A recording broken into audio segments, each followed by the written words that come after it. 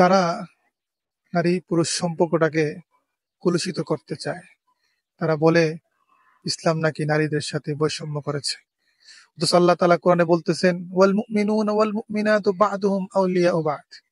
মুমিন নর মুমিন নারী একে অপরের সহযোগী।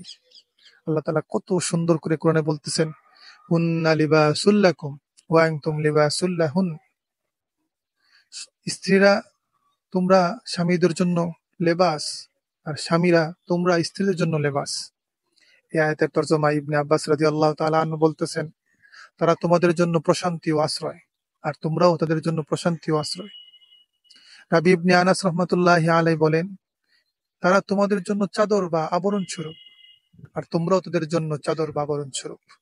অথচ তারা এই সম্পর্কটাকে, এই মধুর সম্পর্কটাকে তারা কলুষিত করতে চায়, বিকৃত করতে চায়। তারা যৌনতাকে প্রমোট করতে চায়। তাদের প্রতি ধিক্কার এবং প্রতিবাদ, ঘৃণা।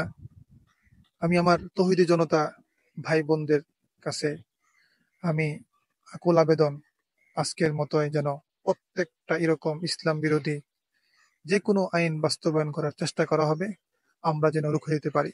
আমি আবেগ আপ্লুত, আমি গর্বিত আপনাদের ইমানি পাওয়ার দেখে। আল্লাহ তাআলা আমাদের সবাইকে কবুল করুক, আমিন। আসসালামু আলাইকুম ওয়া রাহমাতুল্লাহি ওয়া বারাকাতুহু।